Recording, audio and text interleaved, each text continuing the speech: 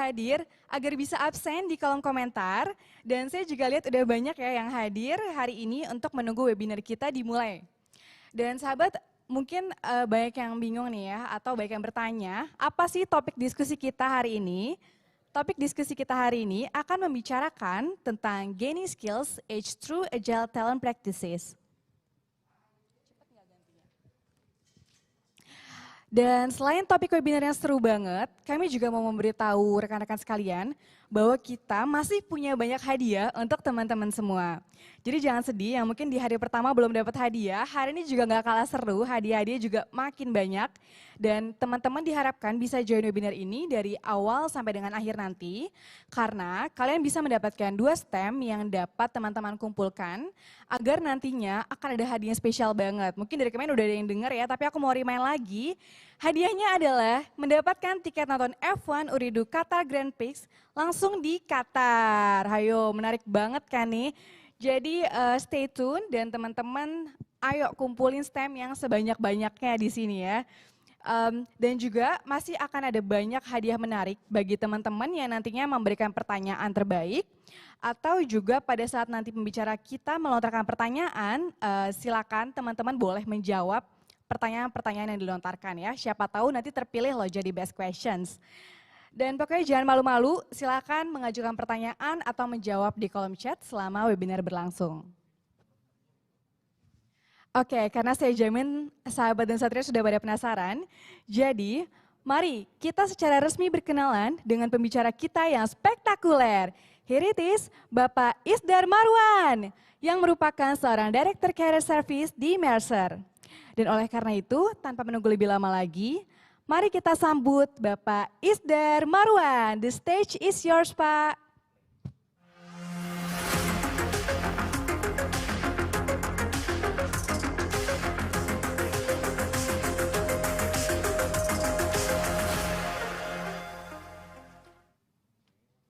Oke, di sini ceritanya Pak Isdar udah masuk. Sedikit greeting, kita akan tampilkan PPT-nya. Nah, jadi Pak Isdar previewnya akan begini. Nah, di slide terakhir kita akan full screen. Nah, ini pas full screen nanti Pak Isdar geser, Mbak Esther masuk. Oke, nanti akan dibantu teman saya di depan untuk Q-nya. Nah, di sini setelah greetings, thank you dengan slide akan kembali ke berdua. Oke, nah di sini Mbak, jadi waktu tampilannya udah berdua, Mbak Esther langsung masuk untuk bridging ke Q&A. Oke. Kita coba ya, 3, 2, 1. Oke, sahabat dan satria tadi pasti udah antusias banget ya untuk dengerin sharing session dari Pak Isdar yang pastinya menarik banget nih. Dan pastinya bakal lebih banyak lagi yang bisa kalian gali lewat sesi Q&A karena saya lihat juga sudah banyak banget nih Pak yang mengajukan pertanyaan. Kayaknya sahabat dan satria sudah antusias sekali nih. Oke, pertanyaan pertama itu dari Mbak Rachel. Mbak Rachel menanyakan gimana sih caranya mengidentifikasi program yang tepat untuk pengembangan skills. Silakan Pak Isdar. Oke, kita skip ke pertanyaan terakhir ya. Habis pertanyaan terakhir dijawab bridging ke closing. Oke. Ya, silakan Mbak. Oke, Pak, tapi kalau boleh ada satu pertanyaan lagi nih. Mungkin ini last question ya buat sahabat atau satria. Dan ini jatuh dari Mbak Ana. Jadi Mbak Ana bertanya, bagaimana cara mengidentifikasi skills gap yang dimiliki saat ini? Silakan Pak Isdar. Oke, jawabannya bla bla bla bla sekian. Oke, terima kasih Pak Isdar. Sahabat dan satria, sekian sesi tanya jawab kita pada webinar kali ini. Dan nanti Pak Isdar akan memilih satu pertanyaan terbaik dari banyak sekali pertanyaan yang tadi sudah diberikan ya, maupun yang dibacakan atau tidak dibacakan. Panitia akan langsung memilih dan menghubungi lebih lanjut mengenai pemenang dari best question. Dan nantikan juga hadiahnya nih, jadi nanti akan dikontak langsung sama panitia. Langsung ya? Oke, sahabat, seru banget ya sesi webinar kita kali ini. Kita udah banyak diskusi sama Pak Isdar dan tentunya tadi kita juga sudah dengar berbagai ilmu dan juga pengalaman yang sangat bermanfaat untuk kita semua. Dan oleh karena itu saya mewakili seluruh panitia People Fest mengucapkan terima kasih kepada Bapak Isdar Marwan untuk kehadirannya serta untuk sahabat Indosat Ridu dan Satria yang telah berpartisipasi memeriahkan acara webinar pada hari ini. closing. Oke. Dan sebagai penutup, jangan lupa untuk ikut challenge kita, Journey Towards the New Chapter, dan sampai jumpa di sesi webinar selanjutnya, Being an Impactful Agile Leaders to Secure New Business Horizon by Randy Yusuf di jam 10 sampai 11.30. Dan untuk mengikuti webinar selanjutnya, silakan kembali ke conference room dan klik join di webinar selanjutnya. Sampai jumpa.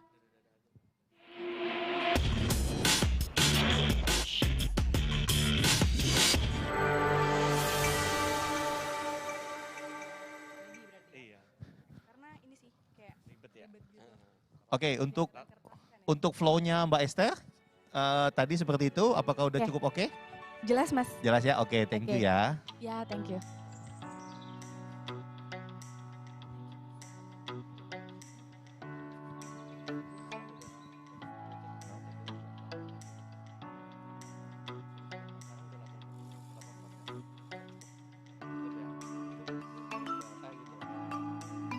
Oke teman-teman, saat ini jam 8.47, kita sudah akan play bumper looping sampai jam 9 untuk kita memulai acara.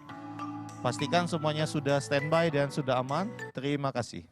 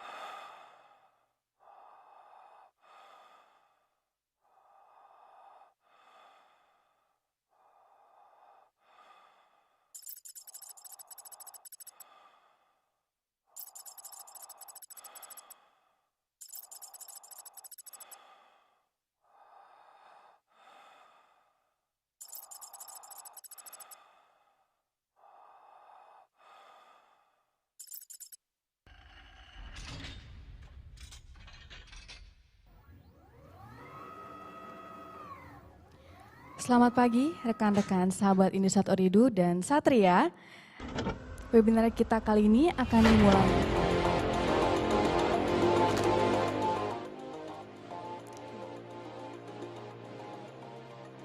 Selamat pagi sahabat Indosat Oridu dan Satria. Acara kita akan dimulai dalam 5 menit ke depan.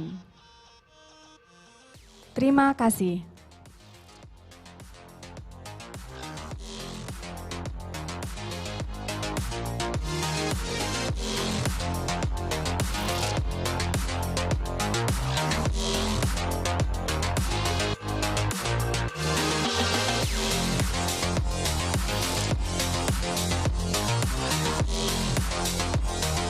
Recording in progress.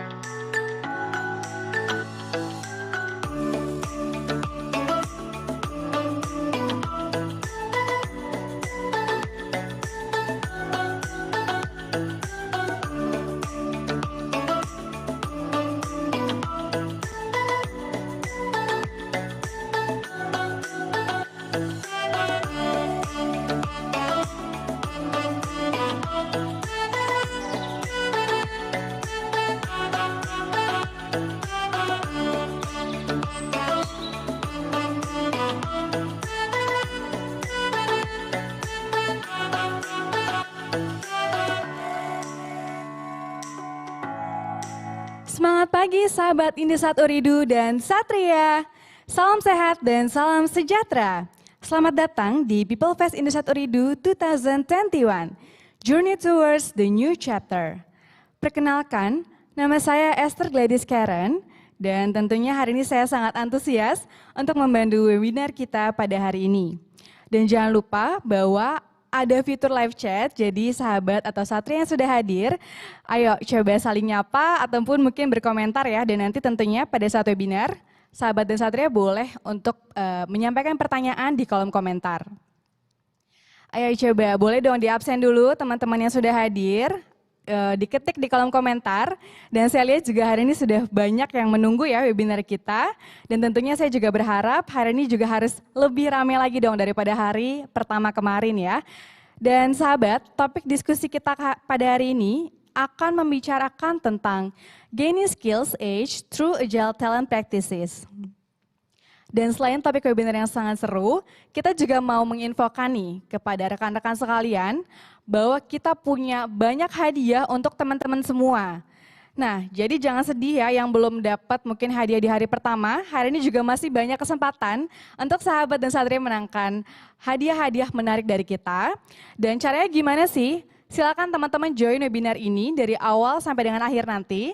Dan kalian bisa mendapatkan 2 stem yang tentunya harus kalian kumpulkan supaya bisa mendapatkan tiket nonton F1 Ooredoo Qatar Grand Prix langsung di Qatar. Ayo. Jadi ayo semangat, silakan dikumpulkan stem sebanyak-banyaknya ya. Dan juga masih akan ada banyak hadiah menarik bagi teman-teman yang memberikan pertanyaan terbaik. Dan untuk sahabat yang dapat menjawab pertanyaan dari pembicara kita nanti juga ada hadiahnya loh. Duh kayaknya ini banyak banget ya hadiah-hadiahnya. Jadi sahabat silakan langsung komentar dan juga nanti boleh langsung mengajukan pertanyaan di kolom chat ya selama webinar berlangsung. Oke, karena dijamin teman-teman udah pada penasaran, mari kita secara resmi berkenalan dengan pembicara kita yang spektakuler. Here it is, Bapak Isdar Marwan yang merupakan seorang Director Career Service di Mercer. Oleh karena itu, tanpa menunggu lebih lama lagi, mari kita sambut Bapak Isdar Marwan, the stage is yours.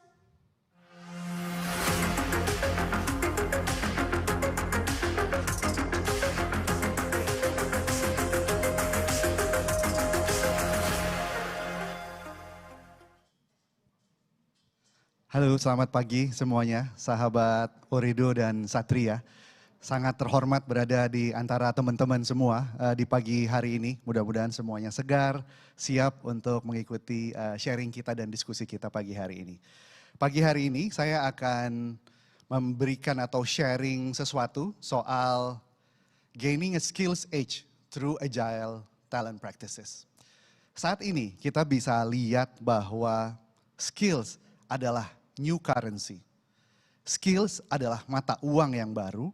Skills adalah rahasia untuk sukses untuk kita semua di masa yang akan datang. Let me start my presentation teman-teman dengan sebuah pertanyaan. Mungkin teman-teman bisa jawab di kolom chat. Pre-pandemic, kira-kira berapa banyak persentase workforce yang para eksekutif believe bahwa mereka bisa beradaptasi dengan new world of work. A 75%, B 65%, C 55%, dan D 45%. Silahkan teman-teman, silahkan diketik di kolom chat. Mungkin 5 detik lagi. Alright, nah jawabannya teman-teman, sahabat dan satria adalah 45%.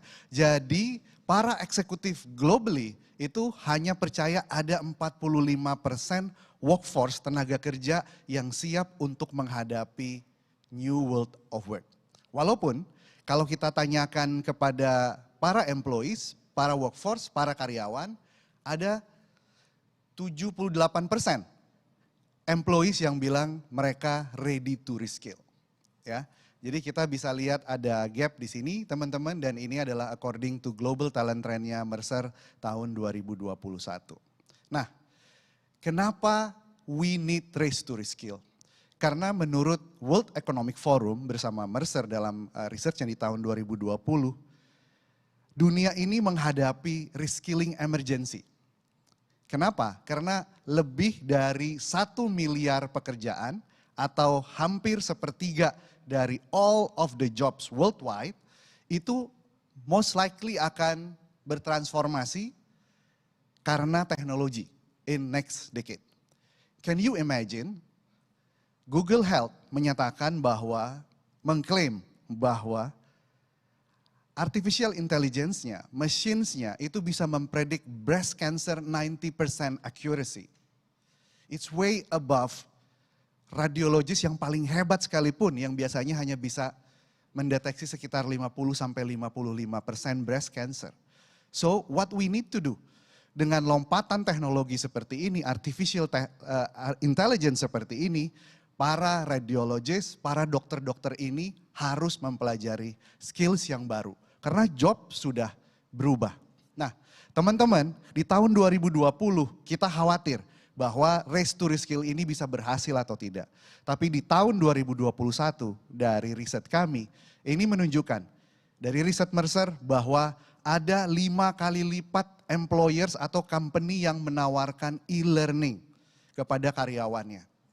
Kalau kita lihat platform EDX yang disponsori oleh universitas-universitas ternama seperti Stanford, Harvard, dan seterusnya, itu ada 10 kali lipat kenaikan orang yang register selama tahun 2021 dan selama pandemi dari tahun 2020. Ada 15 kali lipat jumlah modul yang diakses di EDX. Jadi kita bisa lihat teman-teman bahwa para karyawan di seluruh dunia ini saat ini benar-benar antusias untuk belajar hal yang baru. Jadi pertanyaannya bukan lagi apakah kita siap, tapi pertanyaannya adalah bagaimana kita siap dan bisa reskill, upskill dengan cara yang lebih baik. Nah, yang ingin saya sampaikan dari slide saya ini, teman-teman, adalah bahwa business agenda itu adalah reskilling. New set of skills is the new set of business priority. Dan kita bisa lihat di sini bahwa top investment priority-nya para eksekutif itu adalah reskilling. Ya. Kalau ditanyakan kepada mereka, kira-kira what is the investment bets? The best investment bets di tahun 2021 yang bisa menghasilkan return on investment yang paling baik, mereka akan bilang bahwa saya akan invest di future learning and workforce reskilling. 41%, almost 1 out of 2 eksekutif menjawab bahwa reskilling is their top priority. Nah, tapi kalau teman-teman lihat, kita juga punya transformation challenges gitu ya. Saat ini karyawan itu merasa bahwa kita memiliki terlalu banyak priorities. They are distracted. Yang kedua, kita bisa lihat they feel exhausted. Dan jangan salah teman-teman, even sebelum pandemic, pre-pandemic, 2 out of 3 employees itu udah merasa burn out. Ditambah dengan pandemic ini, ditambah kita harus bekerja non-stop, saya sangat percaya dari riset juga menunjukkan bahwa orang bekerja lebih banyak di masa mereka bekerja dari rumah. Dan yang kita juga bisa lihat, nomor 4 di sini adalah lack of workforce capability and future skills. Kalau company ingin bertransformasi, mereka membutuhkan orang-orang yang punya skills yang baik, punya skills yang mumpuni. Tapi sayangnya teman-teman, ini adalah salah satu challenge yang paling besar. Dan itu kenapa sebabnya skills of today, skills of the future is something that really important. Nah, tadi kita sudah melihat business priorities, executive priorities. Saya ingin mengemukakan bagaimana dengan HR saat ini. Untungnya teman-teman semua, ternyata eksekutif dan HR juga menunjukkan dari hasil Global Talent Trend di tahun 2021 bahwa ternyata upskilling, reskilling is also top priority of HR di seluruh dunia ini. Upskilling, reskilling adalah one of the top 2 selain kita melakukan restructuring atau define workforce of the future-nya ya. Nah, satu hal yang ingin saya tekankan di sini teman-teman bahwa 76% companies globally itu merencanakan menggunakan build strategies on the talent-nya. Jadi mereka lebih banyak akan membuild talent dari dalam, bukan lagi banyak mengambil talent dari luar. Menurut riset kami di Indonesia, angka ini bahkan lebih tinggi. Angkanya 94% berdasarkan riset kami di tahun 2020 ya. Jadi kita bisa lihat teman-teman, this is the opportunity for all of the employees for your career growth, for your development growth. Karena companies akan memprioritaskan Anda yang berada dari dalam untuk naik ke atas jenjang karir yang berikutnya. Skills are the new currency as I mentioned in the beginning of my presentation. Tapi mungkin Anda punya pertanyaan, kira-kira jadi skills apa sih yang more critical? 3-4 tahun yang lalu sampai tahun yang lalu kita bisa melihat bahwa digital dexterity, kemampuan skills beradaptasi dengan digital, tools, automation, teknologi itu merupakan one of the top skills yang dibutuhkan. Tapi tahun ini teman-teman, sahabat dan satria, ini swinging back. Ini menurut riset kami menunjukkan bahwa all of the soft skills now is becoming more and more important. Jadi kalau Anda hanya fokus pada digital, technical skills, now is the time also to build our soft skills. Soft skills-nya apa aja? Yang pertama adalah self-management atau self-prioritization skills. Make sense kan? Karena kita harus kerja sendiri dari rumah, nggak ada yang ngawasin kita, nggak ada yang ngeliatin kita. So we need to work on our own job. Yang kedua adalah collaboration skills. Collaboration skills ini by the way teman-teman, di Indonesia adalah the top skills. Jadi teman-teman di Indonesia ini sangat membutuhkan collaboration. Tadi ketika saya berbicara dengan CHRO-nya teman-teman di sini, beliau mengatakan bahwa banyak sekali karyawan Indosat, Ooredoo ataupun yang lainnya itu yang datang ke kantor hanya untuk ngobrol, ngopi. Kenapa? Because we are a social animals, we are social being teman-teman. Nah yang ketiga adalah growth mindset. Kenapa growth mindset penting? Karena kita tahu, kita nggak tahu yang ada di depan tuh seperti apa. Kalau kita punya fixed mindset, kita akan enggan untuk belajar hal yang baru. Yang keempat baru digital dexterity, dan yang kelima something yang very important juga adalah empathetic management, inclusiveness termasuk empathetic leadership. Di tahun 2021 kita melihat adanya kenaikan budget upskilling atau reskilling dari $1.000 per employee per annum naik menjadi $1.200 per employee per annum. Ya. Nah, teman-teman, apa yang dikatakan oleh teman-teman HR globally sebagai barriers to reskilling? Ya, mereka bilang bahwa budgetnya kurang nih, gitu. Karena kita tahu di masa pandemi ini salah satu yang menjadi priority juga adalah bagaimana kita bisa bekerja dengan lebih efisien. Yang lain adalah learner distraction. Yang lainnya juga bilang bahwa mereka nggak tahu what skills are most vital, dan ini adalah something yang akan saya tekankan sampai akhir presentasi saya hari ini. Nah, teman-teman, by 2025 ada 85 juta jobs yang akan displace. Ya, baik karena teknologi, artificial intelligence, automation, 97 juta jobs baru yang akan diintroduce. Dan menurut riset kami, 50% dari all of the employees ini akan need reskilling. Sebuah jumlah yang gak main-main, teman-teman semua. Number one challenge to transformation adalah lack of workforce capability and skills. Sayangnya, hanya ada 40% HR professionals yang tahu what is the skills of their employees. Ya, ini adalah suatu hal yang agak mengkhawatirkan. Karena kita tahu teman-teman, kalau kita tahu skills apa yang kita punyai, kita akan dengan sangat mudah mempraktis talent agility yang akan saya bicarakan. Dan hanya ada 9% companies yang secara formal itu melihat atau memonitor market demands and availability of the skills, which is something yang very low, ya.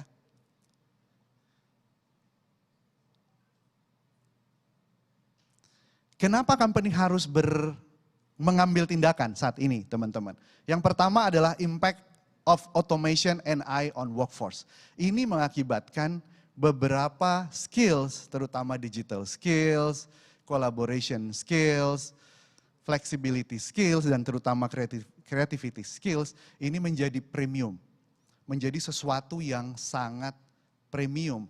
Dan seandainya company terlambat untuk mendevelop, mereskill karyawannya, yang terjadi adalah company akan berakhir dengan meng-hire orang-orang dari luar, tentu saja dengan harga yang premium.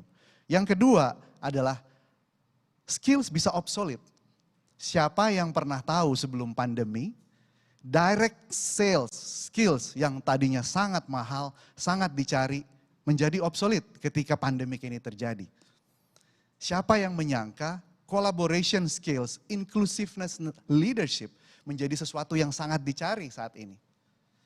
Jadi saya nggak bisa mengatakan kapan skills, kapan situasi akan berubah drastis seperti waktu pandemi terjadi. Karena we never know what will happen in the future. Oke.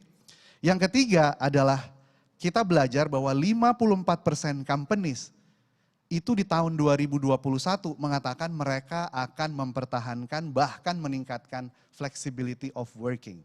Jadi agile working, ya ini akan menjadi sesuatu, hybrid working ini akan menjadi sesuatu yang menjadi fokus ke depannya teman-teman. Dan yang terakhir adalah saya ingin cerita sebuah story ya. Ketika saya Mercer meng-hire consultant yang baru saja balik dari University of British of Columbia dari Kanada, beliau pernah bekerja setahun di salah satu startup company.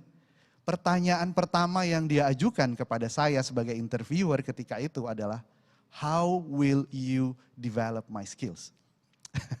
Dan ini 1, 2, 3 tahun, 4 tahun, 5 tahun yang lalu ketika saya menjadi CHRO, something yang sangat jarang saya temui. Tapi started from there, any interview, almost the same questions.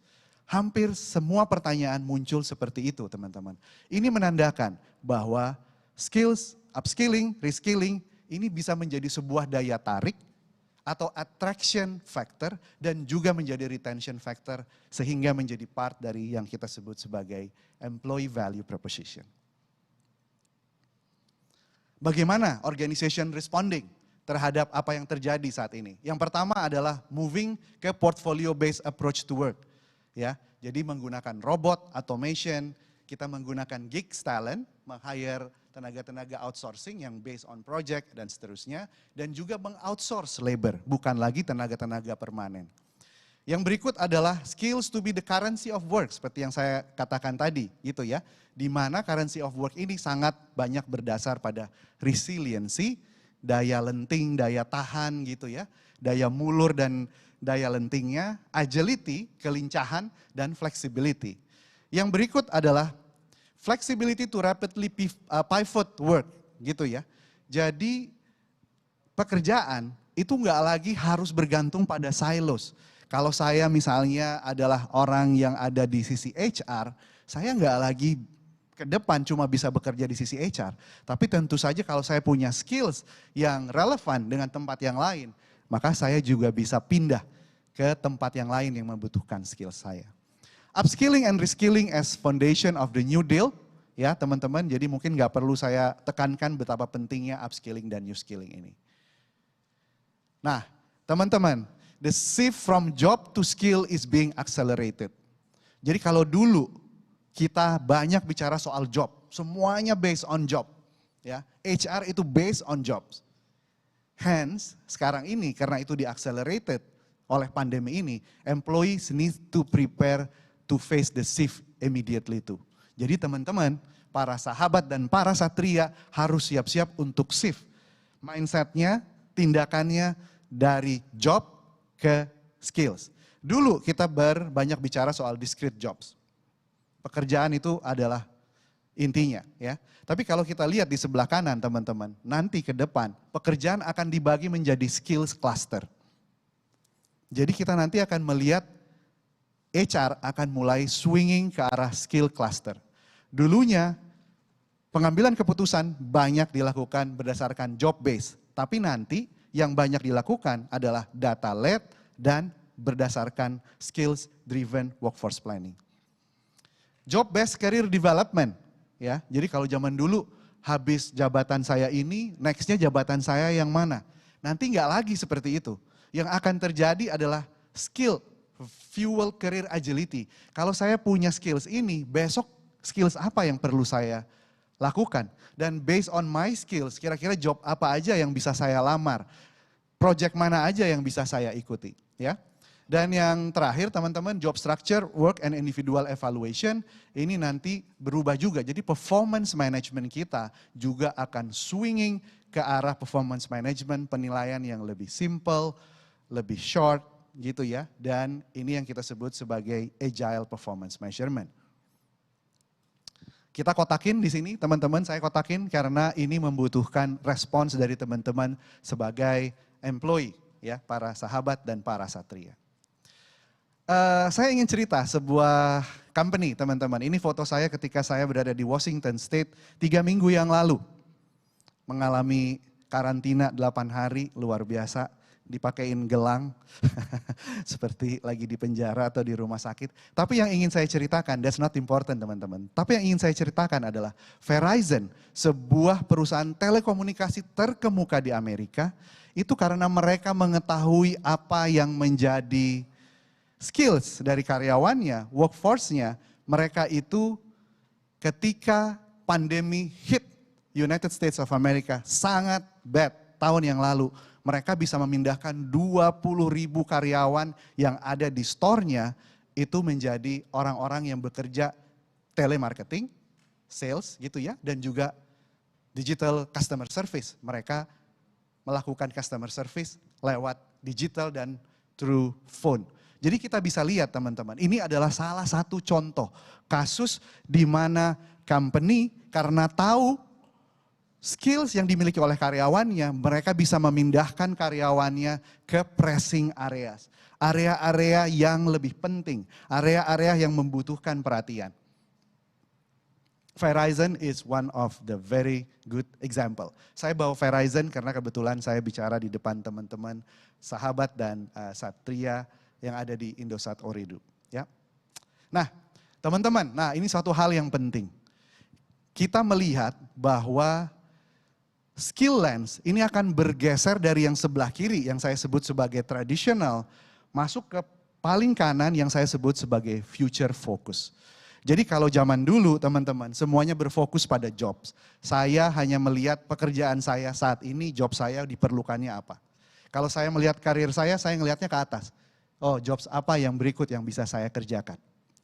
Very limited lateral move, ya. Jadi itu yang terjadi. Nah, along the way dengan adanya pandemik ini di-accelerate teman-teman, menjadi evolving dan leading. Di mana company mulai menawarkan pekerjaan-pekerjaan tertentu yang bisa di-apply oleh karyawan. Beberapa pocket, beberapa kantong itu udah mulai melakukan yang kita mungkin sebut sebagai agile workforce.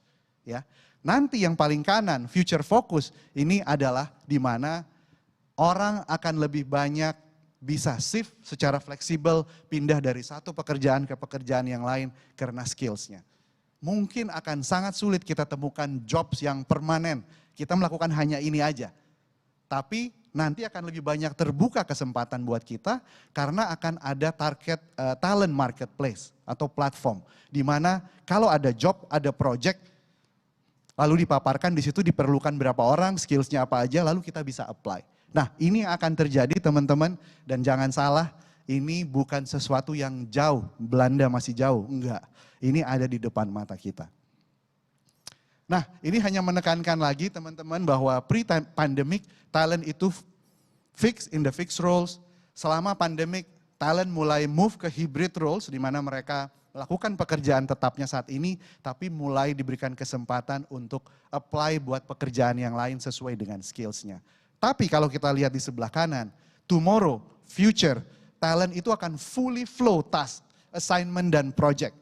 Nah ini yang nanti akan kita saksikan bersama-sama teman-teman. So be ready. Teman-teman kalau kita ketinggalan, kita akan stay jalan di tempat. Nah, ini reskilling inisiatif yang perlu kita pahami adalah yang pertama adalah baik buat organisasi maupun employees-nya, maupun buat HR. Yang paling penting adalah mengidentifikasi what is the future skills. Yang kedua adalah kita meng-assess current skills of our employees. Yang ketiga, lalu kita lihat skills gap-nya, lalu pastinya kita develop, lalu kita job matching nanti dengan pekerjaannya. Dan yang terakhir tentu saja ini akan berujung ke skill based talent management. Jadi talent management yang saat ini mungkin banyak berdasarkan pekerjaan, ini nanti akan move ke lebih banyak ke skill based talent management. Dan untuk teman-teman sahabat dan satria, saya ingin menekankan 3 kotak yang di tengah ini. Pertama adalah assess, kira-kira kalau udah tahu employer kita ini future skills-nya apa, adalah assess our competencies. Yang berikut adalah pahami apa skills gaps-nya dan kita melakukan learning in development pathways. It takes two to tango, nggak selamanya kita harus menunggu. Saya nggak di-develop sih, saya nggak dikasih training sih.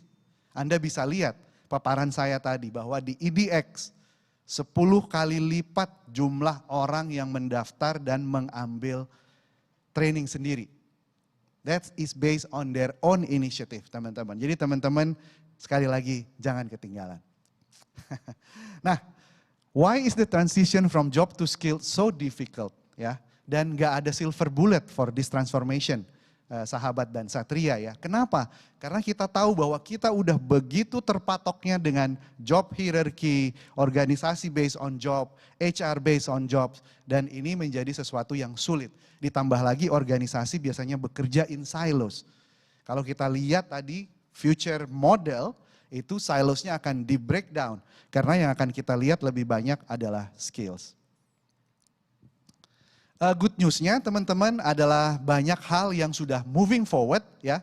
Enterprise need for skill-based talent practices.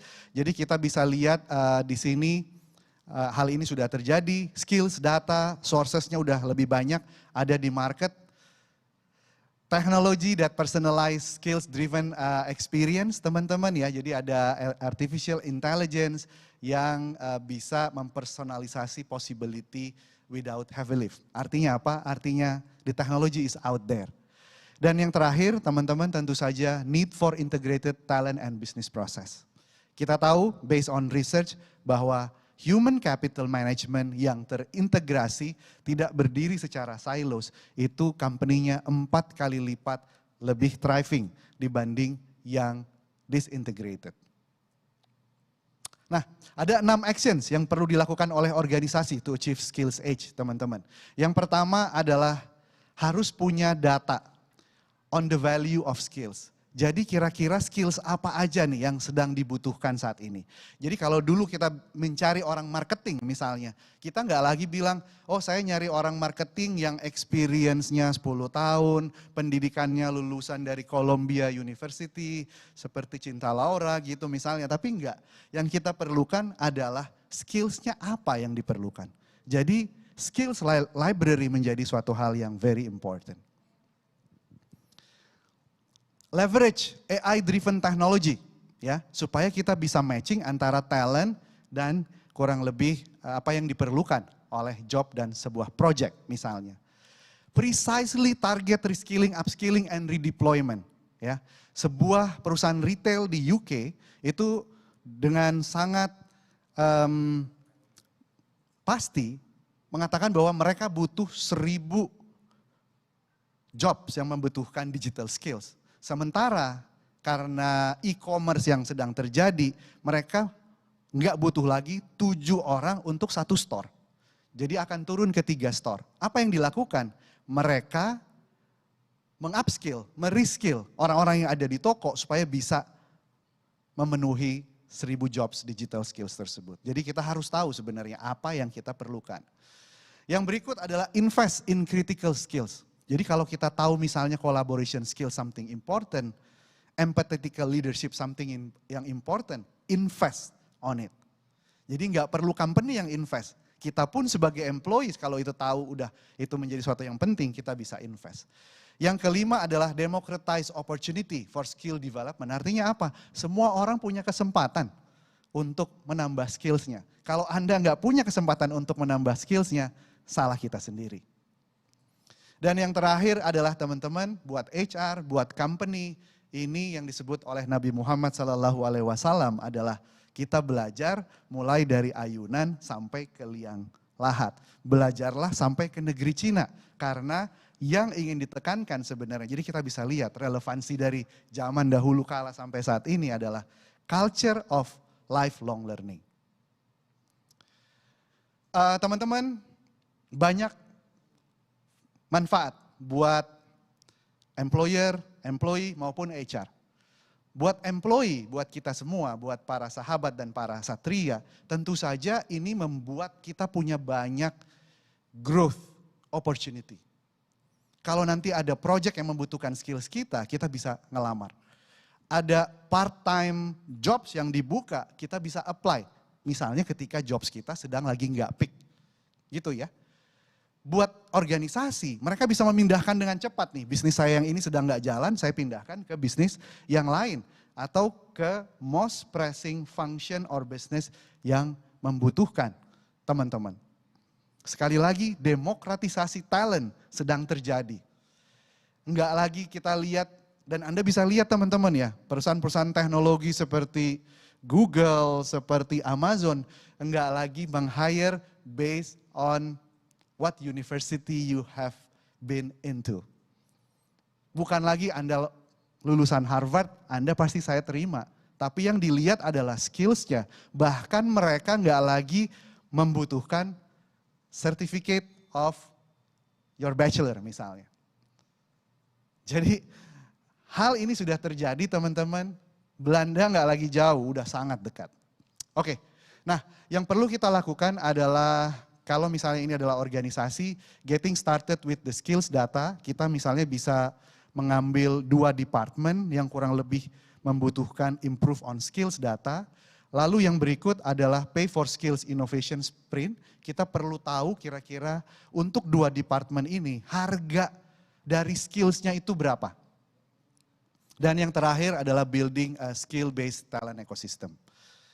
Nah teman-teman, what next step to creating a skills age? Banyak sekali hal yang perlu kita lakukan, terutama dari sisi teman-teman yang aktif di human capital management atau human resources. Mulai dari assessment, career pathing, HR information system, performance management, tapi saya ingin masuk ke reskilling. Reskilling teman-teman, seperti yang kita tahu, kita punya beberapa platform gitu ya, seperti EDX, General Assembly, kalau di Mercer kita punya yang namanya Mercer Learning. Kita membutuhkan path atau opportunity, platform supaya semua karyawan kita, para sahabat dan para satria itu bisa belajar relevant critical skills dan behaviors. Hal yang kedua yang ingin saya tekankan adalah pay for skills. Ke depan teman-teman, kenaikan gaji kita tidak lagi ditentukan oleh berapa banyak inflasi. Tidak lagi ditentukan berapa banyak gap antara saya dengan market. Tapi akan lebih banyak ditentukan oleh skills. Skill saya nambah atau enggak. Skill saya lebih baik atau enggak. Penguasaan skill saya lebih baik atau enggak. Ini yang akan menentukan pay for skills. Dan teman-teman sebenarnya kalau kita lihat sudah banyak yang punya skills library. Jadi kalau teman-teman membutuhkan kira-kira buat job head of marketing, skillsnya apa aja, itu udah ada di skills library. Di Mercer pun kita punya hal seperti ini. Yang berikut skills pricer. Empathetic leadership itu berapa harganya? Kalau kita ingin mereward, itu udah ada. Dan yang ketiga adalah skills pay planner. Kalau orang punya skillsnya naik, berapa persen kenaikannya tahun depan? Kalau skillsnya tetap aja, berapa persen kenaikannya tahun depan? Sistemnya semua sudah ada teman-teman. Jadi infrastruktur ini sudah ada dan sekali lagi saya ingin katakan, kalau kita terlambat kita akan ketinggalan. Nah, kita lihat yang di sebelah kiri, ini adalah keuntungan buat bisnis. Bisnis bisa redeploy people, respond to business change. Bisnis bisa understand skill gaps, sehingga tahu apa yang perlu di reskill dan di upskill. Bisnis itu bisa meleverage workforce skills as a market differentiator.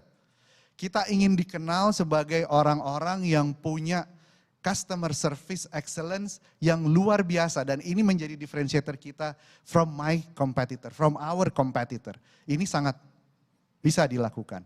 Field succession pipelines, ini juga bisa kita lakukan. Nah teman-teman, Apa gunanya buat employees? Kita bisa move around the business. Bukan cuman aja di tempat saya saat ini, bukan aja di departemen saya saat ini, tim saya saat ini, tapi bisa move. Yang berikut, saya bisa share learning and experience, bisa belajar dari orang dari departemen yang lain, cross pollination akan terjadi. Juga technological impact on my individual roles, dan tentu saja understanding skills most needed or valued for effective performance. Jadi organisasi harusnya sharing ke employees-nya. Kita itu ke depannya mau kemana dan future skills-nya apa. Teman-teman, ini saya cepat saja ya. Jadi yang ingin saya tekankan di sini adalah dari riset kami banyak employees, banyak karyawan yang bilang saya nggak punya enough time untuk belajar. Itu alasannya.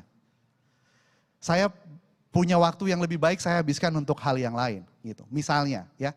Nah, buat para people manager dari riset kami membuktikan bahwa skills atau learning culture bisa dibangun kalau karyawan merasa bahwa manager have their back. Mereka akan disupport. A climate of trust. Dan juga manajersnya tahu apa yang mereka punya sebagai unique skills and interest. Teman-teman, my last 2 slides. Apa yang employee should do? Ya, yang pertama adalah identify relevant critical skills dan behaviors expected from your organization. Dari para sahabat dan satria, tanyakan to your organization, to your HR, what kind of skills that needed now and in the future. Discuss with your people manager mengenai skills gap-nya dan your future career aspiration. Dalam sebuah penelitian, teman-teman, kita bisa lihat bahwa orang yang membicarakan career aspirations-nya itu karirnya lebih berhasil. Invest time and effort to upskills intervention. Ya, jadi put your time, put your effort untuk belajar hal yang baru, lebih menguasai hal yang sudah kita miliki. Implement dan showcase supaya orang lain bisa melihat bahwa kita adalah ahli. Dan yang terakhir tentu saja ngobrol lagi. Talent development, conversation dengan your people manager. Dan yang terakhir teman-teman, slide saya ingin menutup dengan sebuah quote yang sangat indah. A future unwritten is future of opportunity. Masa depan yang belum ditulis sesungguhnya adalah masa depan yang penuh dengan kesempatan. Dan hanya orang-orang yang berani yang bisa men-seize that opportunity. Hanya orang-orang yang berani yang akan bisa memanfaatkan kesempatan itu. Terima kasih banyak teman-teman, para sahabat dan para satria, Indosat Ooredoo. Sampai jumpa dan kita akan masuk ke sesi mungkin question and answer. Terima kasih banyak.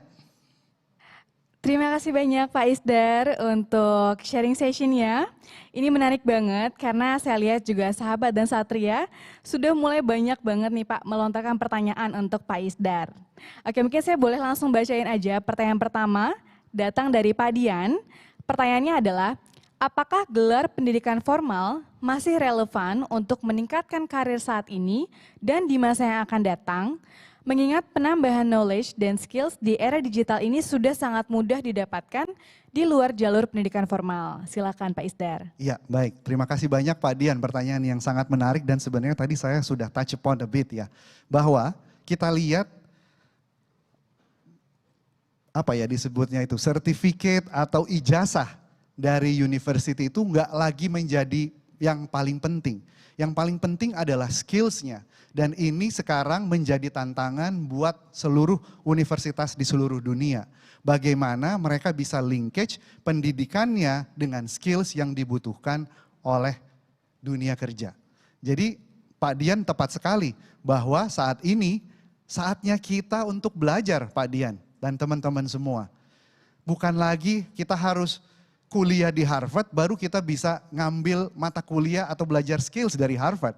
Lewat EDX platform misalnya kita bisa belajar, kita bisa ngambil modul dari Harvard University. Jadi saya pikir gelar pendidikan formal nggak lagi menjadi hal yang paling penting saat ini, apalagi di masa yang akan datang. Yang paling penting adalah skills-nya. Nanti akan menjadi penting kalau misalnya universitas-universitas itu sudah membuktikan bahwa mereka bisa menghasilkan orang-orang dengan skills yang mumpuni yang diperlukan oleh bisnis. Mungkin gitu Pak Dian. Mbak. Oke, terima kasih Pak Isdar. Berarti prioritinya itu malah dibalik ya Pak ya. Yang Betul, paling penting itu skills-nya dulu gitu ya. betul. Walaupun pendidikan formal juga tidak kalah penting nih. Terima kasih Pak Dir untuk pertanyaannya. Dan pertanyaan kedua ada lagi nih Pak dari Pak Rahmat. Bagaimana caranya mengidentifikasi program yang tepat untuk pengembangan skills? Silakan Pak Isdar. Oke, baik. Ini pertanyaannya simple, singkat, tapi jawabannya panjang. Iya, jadi saya mohon izin mungkin menjelaskan. Yang pertama yang ingin saya sampaikan adalah yang pertama ketahui dulu apa yang menjadi future business dari organisasi kita. Gitu ya. Sehingga kita tahu future skills yang dibutuhkan di organisasi kita itu apa. Kecuali Anda berpikir untuk move organization. Then you learn about your new organization. Tapi mudah-mudahan itu nggak terjadi buat sahabat dan Satria Indosat Orido. Ya. Yang berikut adalah lihat tren. Kira-kira skills apa yang diperlukan di masa depan. Tadi saya udah share Pak Rahmat dan semua sahabat dan Satria bahwa yang diperlukan adalah kebanyakan soft skills. Top 5-nya itu 4-nya soft skills, 1 adalah digital dexterity. Itu yang perlu kita ketahui, sehingga kita tahu apa yang harus kita kembangkan. Dari riset kami, 1 dari 5 karyawan itu nggak tahu apa yang harus mereka kembangkan. Apa yang harus mereka upskill dan harus mereka reskill. Sesudah kita tahu, lalu kemudian kita assess. Skills kita itu udah sampai mana. Dan itu bisa kita banyak juga temukan, teman-teman banyak sekali assessment tools secara online yang bisa kita gunakan. Sesudah itu baru kita kembangkan.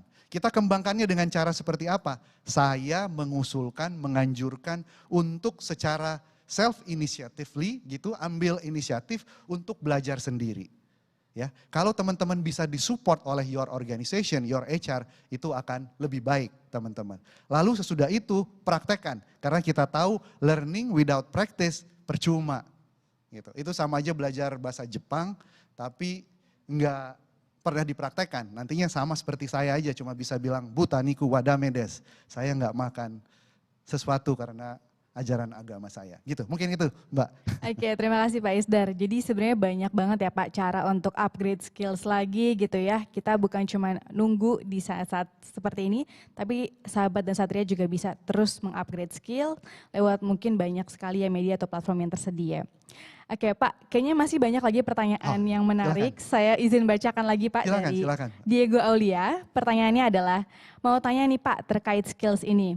Mana yang lebih baik? Yang pertama, kita memperbanyak skill sebanyak-banyaknya dari berbagai bidang ilmu agar dapat mengerjakan assignment apapun yang diberikan ke kita.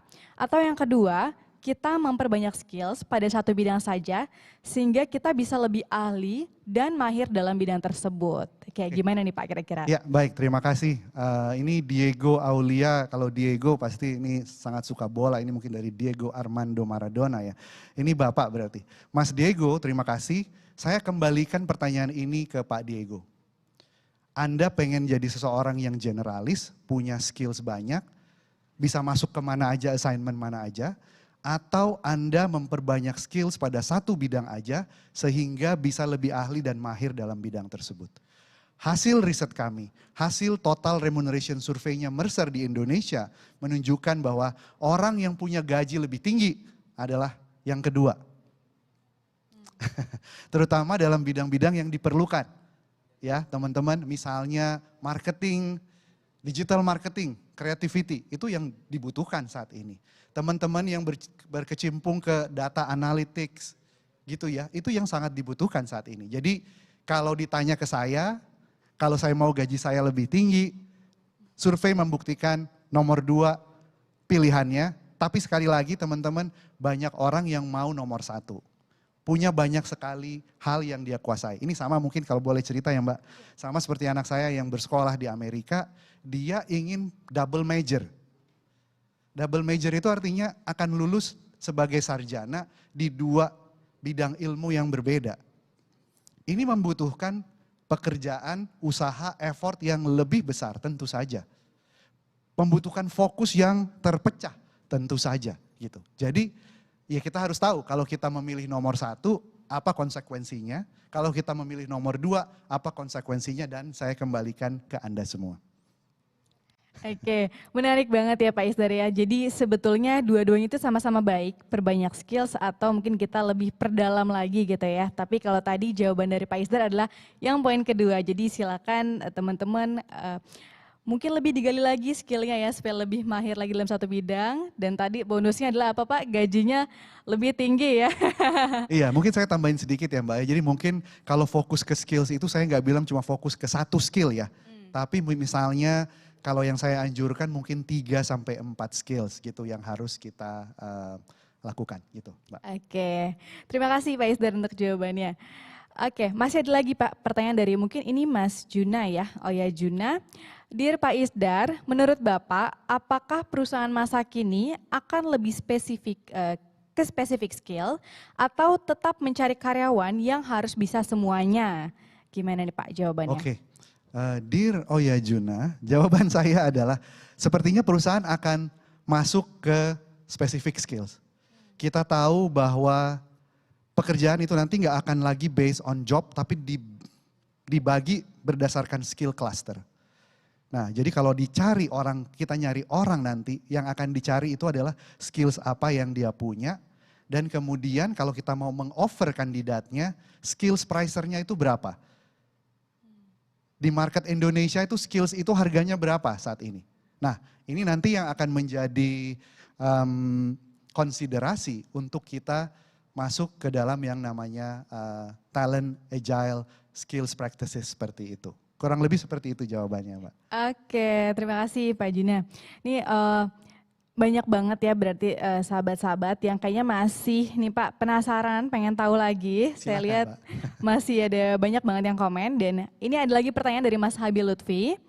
Pertanyaannya adalah kalau kita sudah tahu gap skill kita dan sudah mengambil beberapa courses untuk improve skill tersebut, namun karena belum ada kesempatan untuk terjun langsung ke area yang dituju, ujung-ujungnya demotivasi dan gak interest lagi. Apakah ada tips agar nggak seperti itu nih Pak? Ya baik, terima kasih Mas Habil pertanyaan yang sangat baik.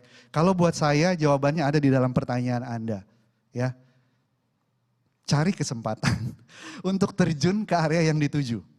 Karena memang kalau kita belajar skills lalu kita nggak practicing, tadi seperti contoh saya dulu belajar bahasa Jepang, waktu saya pergi ke Jepang, waktu saya tinggal di Jepang, tapi karena nggak pernah saya pakai hilang. Jadi harus dicari kesempatannya untuk melakukan skills tersebut. Karena Anda benar, kalau misalnya Anda nggak melakukan, itu pertama skillsnya akan hilang, lambat laun akan terdegradasi. Yang berikutnya nanti Anda akan tertarik pada skills yang lain sehingga Anda nggak akan fokus. Jadi itu satu tips dari saya. Tips yang kedua adalah menemukan orang-orang yang punya skills yang sama dengan kita.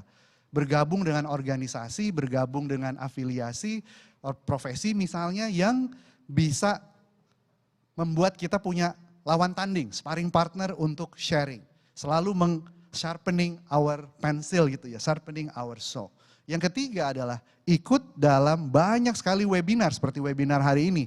Saya nggak bisa menghitung dari awal tahun 2021 ya, sampai saat ini bulan Oktober berapa banyak webinar yang udah saya isi gitu ya Mbak ya. Ini artinya apa teman-teman? There are a lot of opportunities out there. Cuma tinggal kita aja gimana kita bisa memanfaatkan that opportunities. Oke, luar biasa nih Pak Isdar. Saya tadi highlight 2 poin Pak. Yang pertama mungkin haus belajar ya tadi ya, bisa lewat webinar. Dan yang kedua mungkin seperti yang tadi Pak Isdar sudah sampaikan, learning by practice juga ya Pak ya. Jadi jangan sampai sudah belajar kemudian nanti skillnya lama-lama mungkin hilang gitu ya karena tadi nggak ada kesempatan. Jadi Mas Habil bisa dimulai untuk mencari kesempatan mungkinnya dan lingkungannya. Oke, ada lagi nih Pak dari Mas Abdul Rashid. Apakah di era digital ini kita perlu mempunyai wisdom dan apakah tetap relevan? Kemudian apakah termasuk skill? Jawabannya, pertanyaannya seperti itu Pak. Wah ini pertanyaan yang sangat sulit buat dijawab karena saya nggak tahu apa definisi wisdomnya Mas Abdul Rashid. Tapi teman-teman, di dalam psikologi, saya kebetulan seorang psikolog, kita belajar bahwa ada yang namanya crystallized intelligence, ada yang namanya fluid intelligence. Crystallized intelligence itu yang kita ukur dengan tes IQ itu loh. Itu makin lama, itu akan makin menurun justru. Semakin bertambah usia kita, crystallized intelligence kita akan menurun. Tapi fluid intelligence kita yang mungkin Anda sebut sebagai wisdom, itu akan bertambah. Yang disebut sebagai fluid intelligence itu adalah intelligence yang kita dapatkan karena pengalaman kita. Kita nggak perlu lagi membaca sekian banyak, meneliti sekian lama untuk tahu tindakan apa yang perlu saya lakukan. Kenapa? Karena saya udah pernah ngalamin. Saya udah pernah ngelihat orang lain ngalamin. Nah, itu mungkin yang saya sebut sebagai wisdom.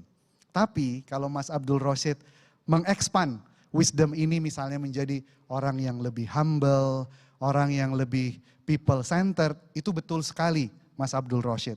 Karena menurut World Economic Forum bekerja sama dengan Mercer, itu yang sangat diperlukan. Yang kita sebut sebagai people center leadership. Gitu ya, kita memberi perhatian lebih kepada employee kita. Kita memberi perhatian lebih, pengen tahu soal employee kita. Apa masalah mereka, apa yang mereka hadapi, mereka maunya kemana. Kurang lebih seperti itu Mbak. Oke, terima kasih Pak Isdar. Sama-sama. Ini sepertinya sahabat dan Satria masih sangat pertanyaannya banyak antusias ya sekali Pak ya. ya. Banyak sekali pertanyaannya dan alhamdulillah kita punya banyak waktu, masih ada sisa waktu. Jadi saya akan langsung bacakan lagi. Bring it on.